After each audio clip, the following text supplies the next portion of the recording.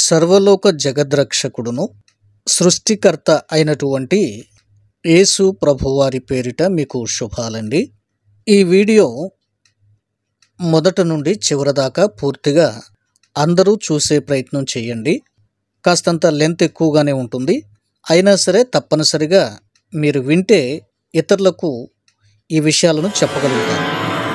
పరిశుద్ధ గ్రంథమైన బైబిల్ను తప్పు పట్టాలి అన్న ఉద్దేశంతో మాట్లాడుతున్నటువంటి మూర్ఖులు కొంతమంది వాదన ఏంటంటే, బైబిలు పరిశుద్ధ గ్రంథం కాదండి, బైబిలు పిల్లలు చదవలేనివి, స్త్రీలు చదవలేనివి, అసభ్యంగా ఉండేవి ఉన్నాయి కనుక చాలా దుర్మార్గంగా మాట్లాడుతూ అది ఒక డాష్ డాష్ అంటూ బూతు అర్థం వచ్చేటట్లుగా బైబిల్ను ఉద్దేశించి కొందరు మూర్ఖులు, గర్విష్ఠులు, అహంకారులు, సాతాను దూతలు, నరకపు ఏజెంట్లు మాట్లాడుతున్నారు.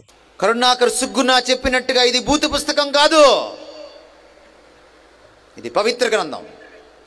ఈ పుస్తకంలో వ్యభిచారం గురించి ఉంది. ఏమనుంది? చెయ్యొద్దని ఉంది, చేయమని లేదు. అప్పుడప్పుడు బస్సులో రాసి ఉంటుంది, పొగ త్రాగరాదు. నేరం గురించి చెప్పడం నేరం కాదు, తప్పు గురించి చెప్పడం తప్పు కాదు.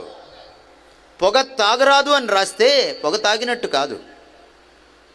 వ్యభిచారం చేయకూడదు అని వ్యభిచారం గురించి ప్రస్తావన చేస్తే అది అపవిత్రం కాదు.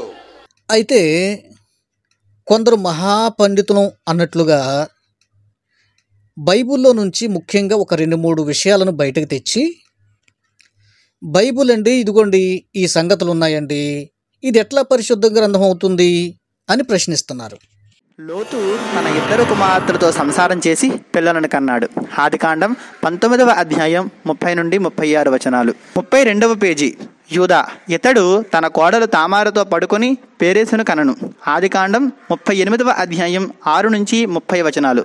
అమ్మోను ఈయన దావీదు కొడుకు, నా చెల్లి రమ్ము నాతో శయనించుము అని చెల్లితో సంసారం చేశాను. 2వ సమూయేలు 13వ అధ్యాయం 11 నుంచి 15. సరే, ఈ పిచ్చోళ్ళు ఏదో ఒకరిద్దరు బైబిల్ పరిశుద్ధ గ్రంథం కాదు, ఏదో అది బూతు పుస్తకము, చెడ్డది అంటూ ఏదో కామెంట్ చేసినంత మాత్రాన పరిశుద్ధ గ్రంథం కాకపోతుందా?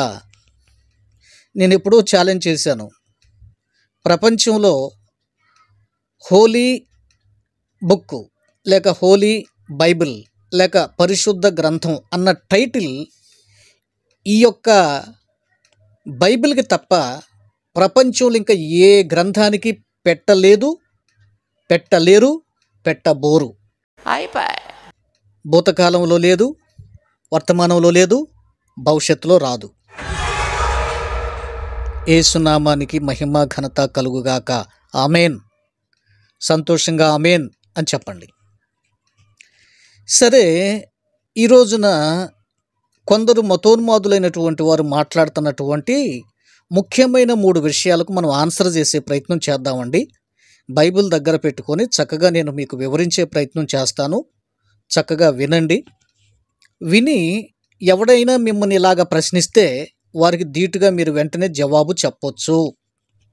ముఖ్యంగా సువార్త పరిచర్యకు వెళ్ళేవారు, ఇండిపెండెంట్ సువార్థికులు, వీధి సువార్థికులు, గృహాలను దర్శించేవారు, ఆత్మల భారం కలిగిన వారు, కరపత్రికలు పంచేవారు ఖచ్చితంగా ఈ వీడియో చూసి తీరాలి. ఎందుకంటే మీకు ఇలాంటి వ్యక్తులు ఎదురవుతారు, వారికి వెంటనే మీరు జవాబు చెప్పవచ్చును. క్రైస్తవ విరోధులు మాట్లాడుతున్నటువంటి ముఖ్యమైన 3 ప్రశ్నలు మీ దగ్గరికి తెస్తున్నానండి. ఈ 3 అంశాలను వీలైనంత సంక్షిప్తంగా మీకు చెప్పే ప్రయత్నం చేస్తాను. తప్పకుండా ఖచ్చితంగా వినయి తీరాలి మీరు. ఆదికాండం 19వ అధ్యాయంలో లోతు అనే వ్యక్తి కనబడతాడు.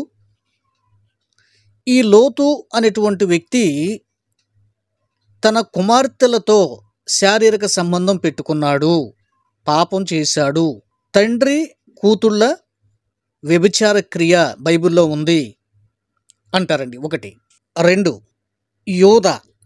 యోధ అనేటువంటి వ్యక్తి తన యొక్క కోడలతో పాపము చేశాడు. మామ కోడళ్ళ వ్యభిచారపు క్రియ బైబిల్లో ఉంది, ఆదికాండంలో 38వ అధ్యాయంలో అని చెప్తారండి. తర్వాత ముఖ్యంగా అన్న చెల్లెలు అమ్నోను తామారు వీళ్ళు కూడా వ్యభిచార క్రియ జరిగించారు, పాపము చేశారు, ఇది తప్పు కదా అంటూ సమూయేలు 2వ గ్రంథంలో 13వ అధ్యాయంలో ఉన్న సంఘటన మన ముందుకు తెస్తారు. కొంతమంది కరపత్రికలు కూడా ముద్రించారండి, కొంతమంది వాటిని పంచిపెడతా వస్తున్నారండి. వీటిని బట్టి బైబిల్ అపవిత్రమైంది, పరిశుద్ధ గ్రంథం కాదు, పిల్లలు చదవలేరు, పిల్లలు వినలేరు, అసలు పిల్లలే కాదు స్త్రీలు కూడా వీటిని వినలేరు, చదవలేరు అంటూ రచ్చరచ్చ చేసి ఎలాగోలా ఆ బైబిల్ని కించపరచాలి, క్రైస్తవుల్ని కించపరచాలి, యేసు ప్రభు వారికి ఉన్న మహిమను తగ్గించాలి అని సాతాను వీరి హృదయంలో దూరి రకరకాల క్రియల చేత, వీడియోల చేత ప్రపంచంలో సైతాను సంచారం చేస్తూ తిరుగుతున్నాడు. వాక్యానుసారంగా వాక్య వివరణతో మనం జవాబిద్దాం. మిమ్మల్ని సొంత మాటలతో కాదు, ఖచ్చితంగా వాక్యం తీసి మీకు చూపిస్తూ నేను మాట్లాడతాను. ఓకే, ఇప్పుడు మనం మొదటి విషయంలోకి వద్దామండి.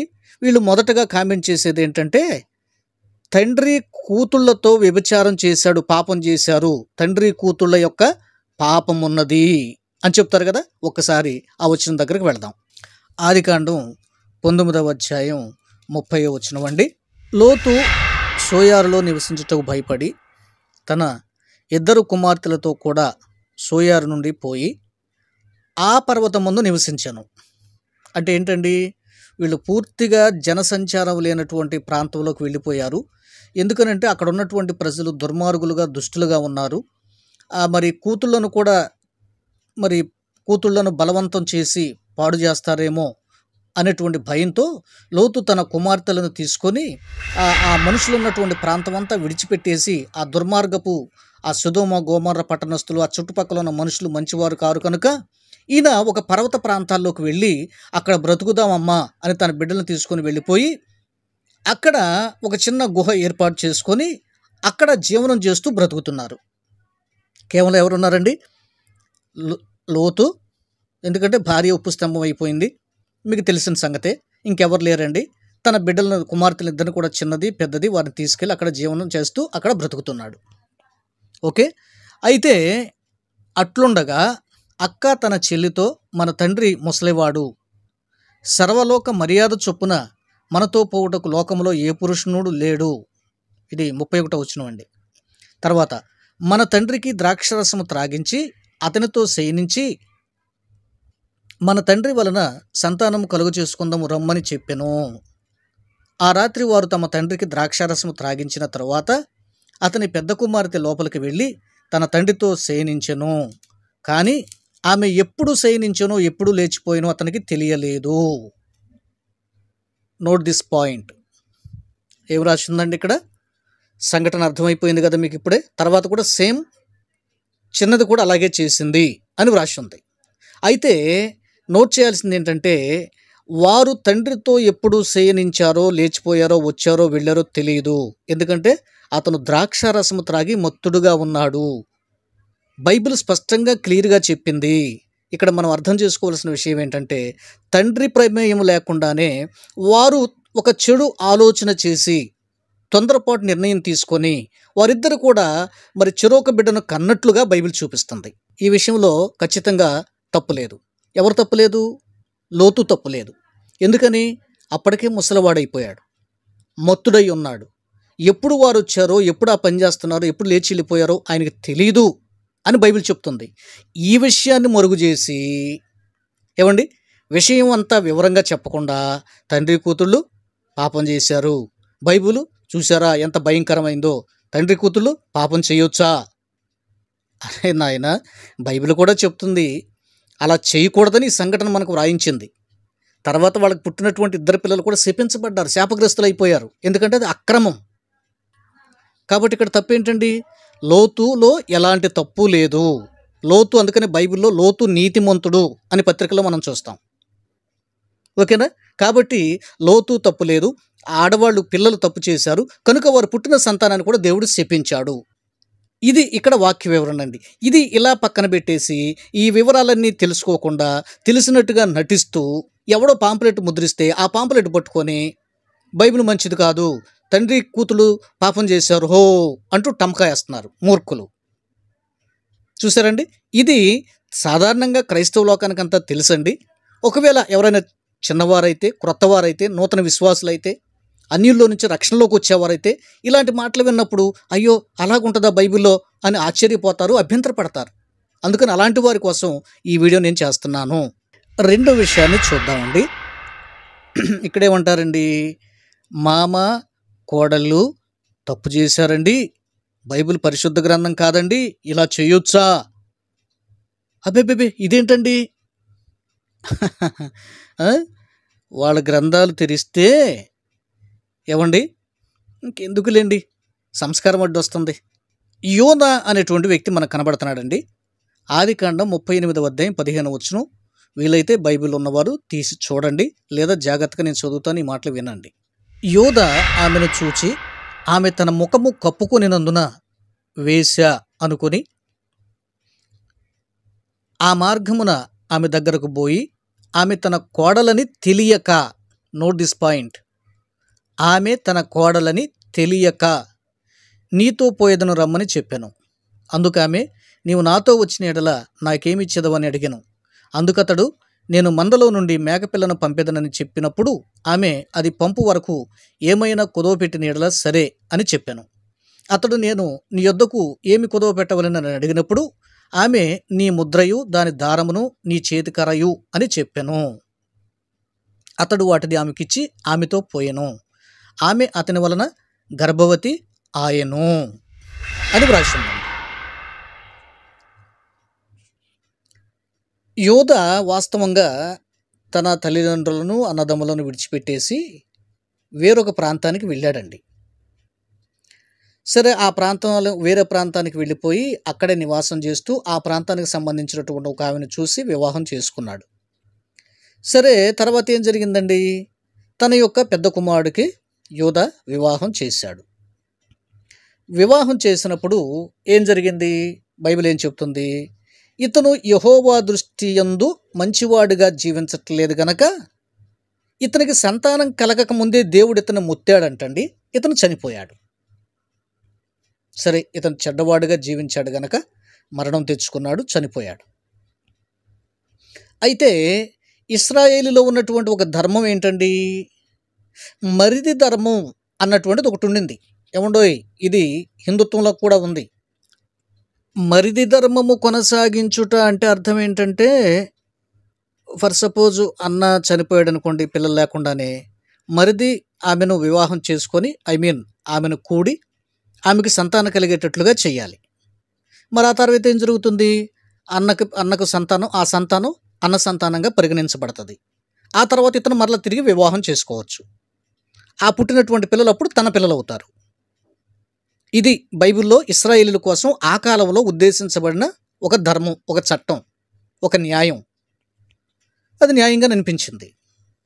సేమ్ ఇదే హిందూ విధానంలో కూడా ఉందండి. కావాలంటే నేను ఆ మాటలో కూడా మీకు ప్లే చేసి చూపించే ప్రయత్నం చేస్తాను. మరింత ధర్మంగా కాపురం చేయమంది బైబిల్. ఇక్కడికి వచ్చి బైబిల్ మీరు సంఖ్యలో పెట్టి తిరుగుతారు, మేము చదువుతాం. మన సంస్కృతి వదిలిలో తల్లిని చూడమంది. ఇందులో ఏముందో తెలుసా, మరింత ధర్మం అంటే వదిలితో కాపురం చేయడం అంట. మేము యాక్సెప్ట్ చేయలేదు. లేదు, ఒక చెల్లు లేదు, ఒక వాయావరసాలైనటువంటి నీచమైన పొత్తులను తీసుకొచ్చి మా ముందర పెట్టి మాకు ఇది పవిత్ర గ్రంథం అని చెప్తారు. ఉండబడగా భారతదేశంలో కుదరదు. అని పాయింట్ ఏంటంటే, సొంత సహోదరుడే తన యొక్క సహోదరుడు చచ్చిపోతే ఆమె భార్య పెళ్లి చేసుకోవాలి. ఇది నియమం బైబిల్లో పెట్టింది. టీవీ చేశాడు అనమాట. ఫస్ట్ గొడవపడిన సహోదరులు వాళ్ళు లేకపోతే దగ్గర బంధువు స్పష్టంగా ఉంది.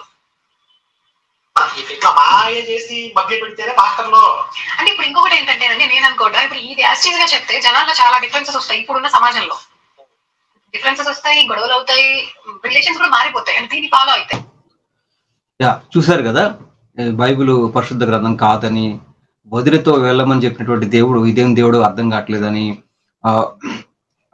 ఈ కాలానికి సరిపోదు కదా, మరి ఇవన్నీ పెడితే బైబిల్ ఏమైపోద్ది, నాశనం అయిపోద్ది కదా అని ఇలాగా బైబిల్ మంచిది కాదు ఇలాగ మాట్లాడుతూ ఉన్నారండి. వీళ్ళెవరు కూడా హిందుత్వ గ్రంథాలు చదవలేదు.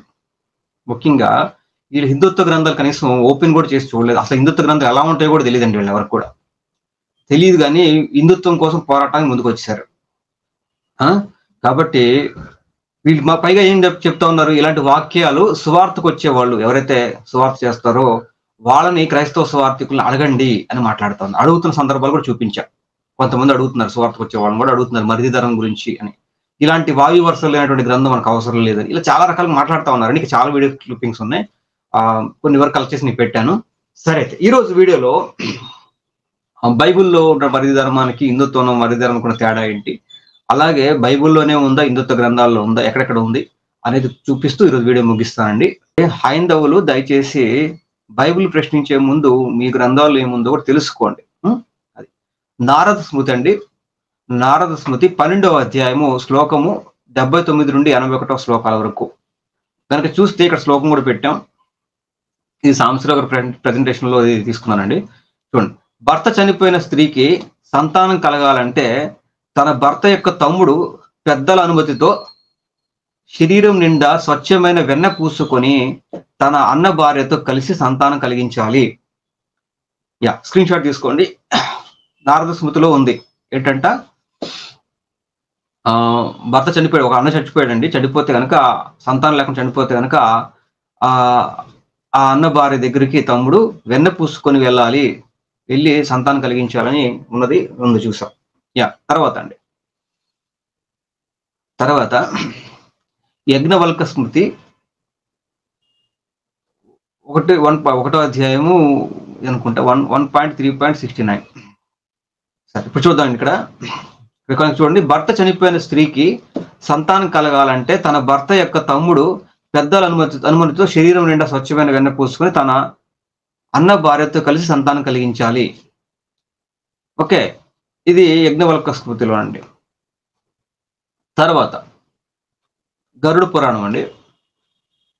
గరుడ పురాణం ఆచారకాండ 95వ అధ్యాయం శ్లోకం 16.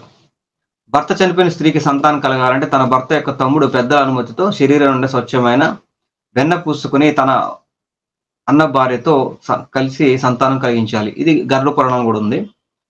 తర్వాత పరాశర స్మృతి అండి. పరాశర స్మృతి కలియుగ ధర్మశాస్త్రం అంటారు. ఈ పరాశర స్మృతి కలియుగానికి కూడా వర్తిస్తుందండి. మరి హిందూ గ్రంథాల ప్రకారంగా కలియుగానికి కూడా వర్తిస్తుంది, బైబుల్ వర్తించదు.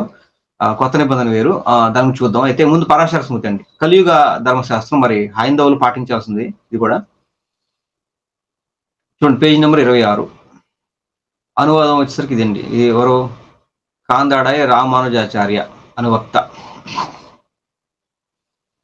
సరే, ఇక్కడ చూడండి, పుత్రులు లేని స్త్రీ గురువు గారిచే అనుమతించబడి దేవరుడు పుత్ర కామనతో సంపిడుడు కాని సగోత్రుడు కాని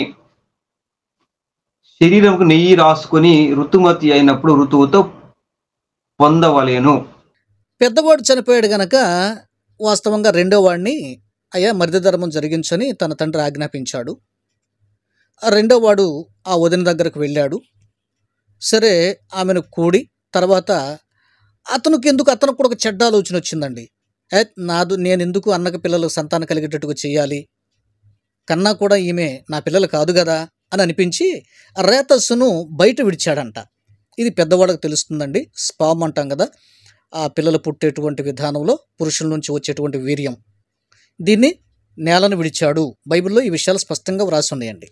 ఇతను దేవుడు పెట్టిన చట్టానికి, దేవుని యొక్క నిబంధనకు ఇతను కూడా వ్యతిరేకంగా చేశాడు కనుక దేవుని కోపం వచ్చి ఇతను కూడా చంపాడంట. సరే, ఏదో ముత్తాడు, ఇతను కూడా మరణం అయిపోయాడు. ఇంకా యోధాకి ఎంతమంది మిగిలారండి? ఒక్కడే చిన్నవాడు మిగిలాడు. ఇప్పుడు మరి ధర్మం ఏం జరగాలి? మళ్ళీ ఈ చిన్నవాడికి ఆమెనిచ్చి వివాహం చేయాలి. ఈయన యోధ భయపడి, అమ్మో ఈ వీడు కూడా ఏదైనా తప్పు చేస్తాడేమో, దేవుడు ఎక్కడ ముత్తేస్తాడు, ఇక నాకు బిడ్డలు లేకుండా అయిపోతారు, ఉన్నది వీడు ఒక్కడే కదా అని మరిద ధర్మం ఇక కొనసాగించకుండా ఆపేసి ఆమెను అట్లా ఉంచితే ఆమెను పుట్టింటికి పంపించేశాడు. ఏం చెప్పాడు? ఆమెకు నచ్చ చెప్పాడు, అమ్మా కాస్త ఇంకా కొన్ని రోజులు ఆగు, మరిది ధర్మం అనేటువంటి జరిగిస్తాను, నీకు సంతానం కలిగేటట్లుగా చిన్నవాడు చేస్తాడులే, వాడు మరీ చిన్నపిల్లాడు కదా, కొన్ని రోజులు పోయిన తర్వాత ఆ కార్యక్రమం ఏదో చేద్దాం, అప్పుడు నువ్వు పుట్టింట్లో ఉండు అని ఏదో ఆమెకు నచ్చజెప్పి పుట్టింటికి పంపించేశాడు. కొంతకాలం గడిచిపోయింది. కాలం గడిచిపోతుంది కానీ ఇతను ఆ కార్యక్రమం చేయడానికి ఇష్టపట్ల. ఎందుకని ఇతని మనసులో వేరే ఉద్దేశం ఉంది. ఎవరికి? యోధాకి. ఇతను ఏదన్నా మళ్ళీ ఇతను కూడా తప్పు చేస్తే ఇతను కూడా చచ్చిపోతాడేమో అని భయం ఉంది. ఇలాగ కొన్ని దినాలు అయిపోయింది. ఆమె పుట్టింటికి వెళ్ళిపోయింది. మరి వైధవ్య వస్త్రాలు ధరించుకుంది. ఇంట్లో కొంతకాలం గడిపింది. అయితే ఈ మామగారికి ఎటు తిరిగి నాకు మరి తన బిడ్డను ఇవ్వటానికి భయపడుతున్నాడు, ఏం జరుగుతుందో అని ఆమెకు అర్థమైపోయింది.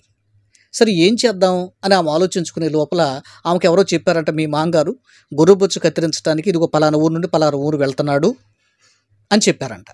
అప్పుడు ఆమె ఏం చేసిందండి, వేసేలాగా వేషం వేసుకుని ముఖం కప్పుకొని మార్గమధ్యంలో ఆయనకు ఎదురుపడింది.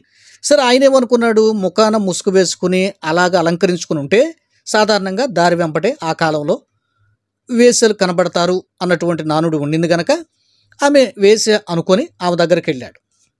సరే ఆమె దగ్గరికి వెళ్ళిన తర్వాత ఏమి ఇస్తావు అని అడిగితే మేకపిల్లని పంపిస్తాను, నేను మంద దగ్గరికి వెళ్తున్నాను అని చెప్పాడు. సరే ఆ వచ్చేదాకా దారము, ఆ ముద్ర, నీ చేతికర్ర నాకు ఇవ్వు అని చెప్పింది. అప్పుడు యోధ తన కోడలని తెలియక, ఇందాక మీకు చెప్పాను నోట్ దిస్ పాయింట్ అని. ఎన్నో వచనం అది 15వ వచనంలో చూస్తున్నాం, 16వ వచనంలో. ఆ మార్గమున ఆమె దగ్గరకు పోయి ఆమె తన కోడలని తెలియక నీతో పోయేదను రమ్మని చెప్పాను. ఎందుకన్నాడు ఆ మాట? మా సాధారణంగా వేశ్య అని భావించి, రెండోది ఆయనకి భార్య లేదు. ఆ పరిస్థితుల్లో కోడలని తెలియక, నోట్ దిస్ పాయింట్ ఎవరు అన్నారు. ఈ మూర్ఖులకు బైబిల్ తెలియదు కదండి. అర్థం ఒకవేళ తెలిసినా చదవరు, చదివినా అర్థం చేసుకోలేరు. వీళ్ళకి తెలియదు, తెలియక రకరకాలుగా కామెంట్ చేస్తారు. చూసారా, ఇందాక అక్కడేం చూసాం, మొదటి సంఘటనలో, లోతు సంఘటనలో వారు ఎప్పుడు వచ్చారో ఎప్పుడు లేచిపోయారో తెలియదు. ఎవరికి? లోతుకు తెలియదు. ఎందుకని? మొత్తుడుగా ఉన్నాడు, వృద్ధాప్యంలో ఉన్నాడు, ముసలివాడిగా ఉన్నాడని బైబిల్ చెప్తుంది. అంటే లోతు ప్రమేయం లేదు. ఇక్కడ కూడా యోధా ప్రమేయం లేదు. దట్స్ ఆల్, అంతే. ఇక్కడ కూడా అర్థం అదే. ఎందుకని? కోడలని తెలిసి చేస్తే అది తప్పు. అయితే కోడలని తెలియదు గనక ఆయన ఆ తప్పుకు జరిగించాడు. కాబట్టి ఇక్కడ కూడా ఖచ్చితంగా అక్కడ ఆయన తప్పు లేదు, ఇక్కడ ఈయన తప్పు లేదు. గుర్తుంచుకోండి. వాంటెడ్గా కోడలే తనకు సంతానం కలగజేసుకోవటానికి ఒక విధంగా ఈవిది తప్పు కాదు, ఏదో తప్పు చేద్దాం అని తొందరపాటు నిర్ణయం కాదండి. ఇక్కడ తనకు సంతానం కలిగించుకోవటానికి ఈ ప్రయత్నం ఆమె చేసింది. మీకు అర్థమైంది కదండి. ఆ తర్వాత అయ్యా మీ కోడలేదో గర్భవతి అయింది, సంతానం మరి అని ఎవరో చెప్పారండి. అమ్మమ్మ ఎంత తప్పు చేసింది, కొంతకాలం ఇంకా ఆగొచ్చు కదా, నేనేదో అట్లా పెట్టాను, ఇలా చేయొచ్చా, బయటికి తీసుకురండి, ఆమెను చంపేసేయాలి, మంచిది కాదు అని అన్నాడు. మరి ఆయనకి తెలిస్తే అలాగంటాడా? అన్నాడు కదా. ఆయన ద్వారానే సంతానం కలిగింది, నా కోడలకి నేను సంతానం కలిగిద్దాం అని ఆయన చేసుంటే ఆ మాటలు అన్నాడు కదా. అన్నాడు. తనకు తెలియదు అసలు, నువ్వు తప్పు చేసావు కనుక ఇశ్రాయేలు ఇలాంటి పాపం చేయడం తప్పు కనుక ఏమైనా రాళ్ళు రుబ్బి కొట్టి చంపాలి అని తీర్మానానికి వచ్చారు. చూసారా బైబిల్ ఎంత పరిశుద్ధ గ్రంథమో. సో కనుక అప్పుడు ఆమె విషయం చెప్పిందండి. అయితే ఏ మనుషునితో చేశానంటే, ఇదిగో ఈ దారము, ఈ చేతికర్ర, ఈ ముద్ర ఎవరివో ఆ వ్యక్తితో నేను పాపం చేశాను అని యోధాకి సంబంధించిన పనిముట్లు బయటికి తెచ్చింది. అప్పుడు యోధాకి కథ అంతా అర్థమయ్యింది. అంటే ఆ రోజున దారిలో వెళుతున్నట్టే వేసిలాగా వేషం వేసుకుంది నా కోడలన్నమాట. అరేరేరే, సరేలే, నాదే తప్పు కదా, నేను మరిది ధర్మం జరిగించుంటే ఆమె తప్పు చేసేది కాదు కదా, ఆమె కేవలం సంతానం కొరకే ఈ చిన్న తప్పు చేసింది, నిజం చెప్పాలంటే నాకంటే ఆమె నీతిమంతురాలు అని అనుకున్నాడంట. దేవునికి స్తోత్రం కలుగుగాక. హల్లెలూయా. మీకు అర్థమైందండి ఎంత నీతిగా ఉంది ఇక్కడ, విషయం ఎంత నీతిగా ఉంది ఇక్కడ, లోతు సంఘటనలో విషయం ఎంత నీతిగా ఉంది అక్కడ. కానీ ఈ నీచులు ఏమంటారండి, అబేబేబే తండ్రి కూతుళ్ళు పాపం చేశారు, మామ కోడళ్ళు పాపం చేశారు. ఇంకా మూడోదిగా ఏమంటారండి, మూడో దాని దగ్గర కూడా వెళదాం. అమ్నోను సంఘటన మనం చూస్తాం. రాజు అయిన దావీదు కుమారుడైనటువంటి అమ్నోను.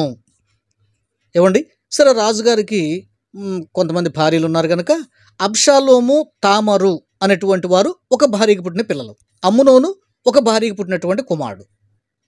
ఏమండి, అయితే ఇక్కడ కూడా ఏం జరిగిందండి, అమ్నోను అనేటువంటి వ్యక్తి తామారు పట్ల వ్యభిచారపు మనస్సు కలిగి వాస్తవంగా బలవంతం చేయనైనను ఎలాగైనను సరే ఆమెను అనుభవించాలి అన్నటువంటి కుట్రపూరితమైన ఆలోచన చేశాడు. సమూయేలు 2వ గ్రంథం 13వ అధ్యాయము 11వ వచనం. సరే అమ్నోను దగ్గరికి వెళ్ళి అతను కోరిన వంట చేసిరామ్మా అని రాజుగారు ఆజ్ఞాపించాడు.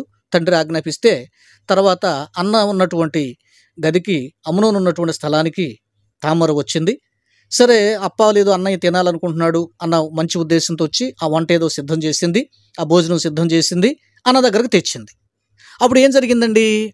తామారు తాను చేసిన అప్పమును తీసుకుని గది లోపల ఉన్న తన అన్నయ్యకు అమ్నోను నొద్దకు వచ్చెను. 10వ వచనం. తర్వాత 11. అయితే అతడు భుజింపవలెనని ఆమె వాటిని తీసుకుని వచ్చినప్పుడు అతడు ఆమెను పట్టుకొని, నా చెల్లి రమ్ము, నాతో శయనించుము అని చెప్పగా ఆమెను, నా అన్న నన్ను అవమానపరచకము, ఇలాగు చేయుట ఇశ్రాయేలులకు తగదు.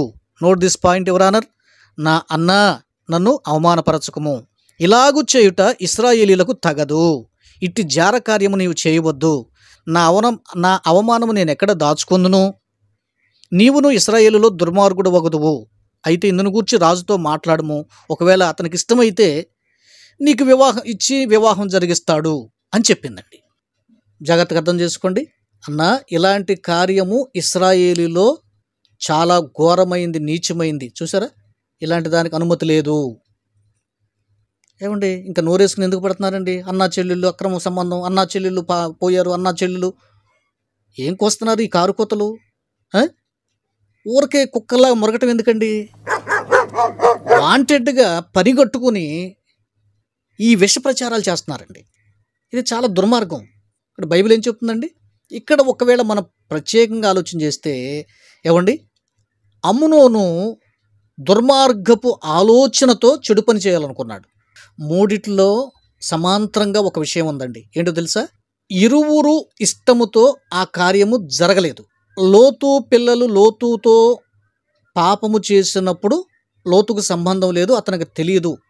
అట్లాగే మామతో కోడలు పోయినప్పుడు, యోధా కోడలు ఆయనతో పోయినప్పుడు ఆమె కోడలు అన్న సంగతి అతనికి తెలియదు. అంటే ఇద్దరు ప్రమేయం లేదు. ఇక్కడ కూడా మన బైబిల్ ఏం చూస్తున్నామండి? అమ్నోను ఒక్కడ మాత్రమే బలవంతం చేశాడు కానీ, ఆమెను చెరిచాడు కానీ, పాడు చేశాడు కానీ, చెల్లి తామారుకు అసలు ఇష్టం లేదు. చూసారా? ఇది ఇశ్రాయేలులో చాలా అవమాన కార్యం, నీచమైన కార్యం అని చెప్పింది. మీకు అర్థమైందండి బైబిల్ ఎంత పవిత్రమైందో, పరిశుద్ధమైందో? అన్నా చెల్లెల పాపము అది తగదు, మామ కోడలు పాపము అది తగదు, తండ్రి కుమార్తెల పాపము అది తగదు. లేవికాండం 20వ అధ్యాయంలో నుండి 11వ వచనం. తన తండ్రి భార్యతో శయనించిన వాడు తన తండ్రి మానఛేదనము తీసెను, వారిద్దరికి మరణశిక్ష విధింపవలెను, తమ శిక్షకు తామే కారకులు. ఒకడు తన కోడలితో శయనించిన ఎడల వారిద్దరికి మరణశిక్ష విధింపవలెను, వారు వారి వరసలు తప్పిరి, వారి ప్రాణాపరాధము వారి మీద ఉండును. చూశారు కదండి? కోడలతో శయనించాడు, బైబిల్ అపవిత్రమైంది అంటున్నారు. బైబిల్ ఏం చెప్తుంది? కోడలతో శయనించొద్దు, వావి వరుసలు తప్పొద్దు. చక్కగా వ్రాసి ఉన్నాయండి ఇక్కడ. ఒకడు స్త్రీని ఆమె తల్లిని పెళ్లి చేసుకునేలా అది దుష్కామ ప్రవర్తన. దుష్కామ ప్రవర్తన మీ మధ్య ఉండకుండా వారిని అగ్నితో కాల్చవలెను. ఇట్లాగన కొన్ని విషయాలు క్లియర్గా ఇక్కడ వ్రాయబడ్డాయండి. ఒకడు తన సహోదరిని అనగా తన తండ్రి కుమార్తెనే కానీ తన తల్లి కుమార్తెనే కానీ చేర్చుకొని ఆమె దిశమల వాడును వాని దిశమల ఆమె చూచిన ఎడల అది దురానురాగము, వారికిని తమ జనుల ఎదుట మరణశిక్ష విధింపవలెను. మామ కోడలతో శయనించటం పాపం, మరణశిక్ష అని బైబిల్ చెప్పింది స్పష్టంగా. అట్లాగే ఇక్కడేముందండి? చెల్లెలను దగ్గరకు తీసి పాపం చేస్తే మరణశిక్ష. వీరు నీతిమంతులు. చట్టం ఉంది, బైబిల్ ఉంది, ధర్మశాస్త్రం ఉంది. ధర్మశాస్త్రం వీళ్ళకి తెలుసు కనుక వీళ్ళు వాంటెడ్గా ఆ పాపం చేయలేదు. ఎవరండి? లోతు తెలిసి పాపం చేయలా, అందుకే అతడు శిక్షించబడలా. యోధ తెలిసి పాపం చేయలా, అందుకే అతడు శిక్షించబడలా. అమ్నోను తెలిసి పాపం చేశాడు, అందుకే అతడు శిక్షించబడ్డాడండి. అన్నదమ్ములే అతన్ని చంపేశారు.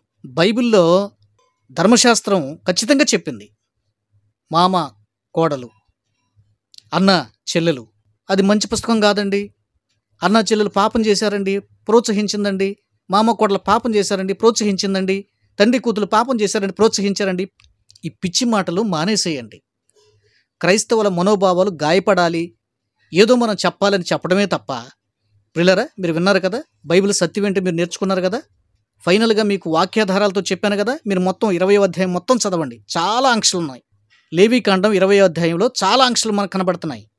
ఏమి చేయాలి, ఏమి చేయకూడదు, వారు తప్పు చేస్తే ఏం చేయబడాలి, వారి శిక్ష ఏంటి. చూసారా ఎంత పరిశుద్ధ గ్రంథం అండి, ఎంత పవిత్రమైన గ్రంథం అండి, ఎంత నీతి కలిగింది బైబిల్ అండి. కామన్గా మనం ఏం చూస్తున్నామండి, బైబిల్లో జరిగినటువంటి సంఘటనలన్నీ కూడా, ఒకవేళ ఇప్పుడు 3 విషయాలు మీకు చూపించానండి. ఫైనల్గా ఏముండే మంచి ట్విస్ట్ ఇక్కడ ఉందో చూడండి. బైబిల్లో మీరు చూపించేటువంటి సంఘటనలు ఈ 3 కాదు 33 చూపించిన మనుషులు పాపం చేశారు. బైబిల్లో మనుషులు పాపం చేశారు, తర్వాత వారు శిక్షించబడ్డారు, చచ్చిపోయారు, దెబ్బలు తిన్నారు, కష్టాలు పాలైపోయారు, దేవుడు విడిచిపెట్టల తప్పు చేస్తే. మరి మీ గ్రంథాల సంగతి ఏంటండి? దేవుళ్ళు అనబడిన వారు, దేవతలు అనబడిన వారు, వారే మనుషులు చేసినట్లుగా చేశారు. ఏం చేశారు? ఇంకా నా నోడితే నేనేం చెప్పేదిలేండి, కామెంట్లు మీరే వ్రాయండి. అందుకే ఇది పరిశుద్ధ గ్రంథం. బైబిల్లో మనుషులు పాపం చేశారు. సృష్టికర్త ఎక్కడ ఎలాంటి పాపం చేయలేదు, దేవుడు పాపం చేయలేదు. దేవుడు నేను పరిశుద్ధుడిని, మీరు కూడా పరిశుద్ధంగా జీవించండి అని చెప్పాడు. మరి మిగిలినటువంటి గ్రంథం జోలికెళ్తే ఎట్లా ఉందండి? వారు పాపం చేశారు, వారు శిక్షించబడ్డారు, వారు ఒకరినొకరిని పొడుచుకున్నారు, ఒకరినొకరు చంపుకున్నారు, ఒకరు అవయవాన్ని ఒకరు తెగ్గోసుకున్నారు. ఓ నానా రభస, నానా గందరగోళం. ముందు అక్కడ కడుక్కోండి సార్, మీరు కడుక్కోండి సార్, మీది మీరు ముందు కడుక్కొని శుభ్రం చేసుకున్న తర్వాత అప్పుడు మా దగ్గరికి రండి కడగటానికి. ముందు మీ ఇంటిని కడుక్కోండి, శుభ్రం చేసుకోండి, మీ గ్రంథాలను కడుక్కోండి, శుభ్రం చేసుకోండి, లేదా అట్లా ఉంచుకోండి, ఆ కంపు మీ దగ్గరే ఉంచుకోండి, మాకేం అభ్యంతరం లేదు. తరచి చూద్దాం రండి. అర్థమైందా? మన గ్రంథాలని తరచి వివరిద్దాం రండి, చదువుదాం రండి. బైబిల్ పరిశుద్ధ గ్రంథం. మళ్ళా చెప్తున్నాను, లైఫ్ టైం ఛాలెంజ్. మన క్రైస్తవ లోకంలో కూడా కొంతమందికి ఈ వివరాలు తెలియదు గనక, ఎందుకంటే బహుశా పూర్తిగా కొత్తగా వచ్చేవారు, కన్వర్టెడ్ అయినటువంటి వారు, బైబిల్తో ఎక్కువ పరిచయం ఉండదు కనుక వారి కోసం నేను ఈ వీడియో చేశానండి. ఇది నచ్చితే వెంటనే ఇతరులకు షేర్ చేయండి, మన ఛానల్ని సబ్స్క్రైబ్ చేయండి, వీడియోని లైక్ చేయటం మర్చిపోకండి, కామెంట్ రాయటం కూడా మర్చిపోకండి. ఓకే అండి, thank you, God bless you. మన తెలుగు ప్రజలందరి కొరకు ప్రత్యేకంగా ప్రార్థిస్తున్నాం అని చెప్పడానికి నేను సంతోషిస్తున్నాను. ఓకే అండి, God bless you. Once again మీ అందరికీ వందనాలు.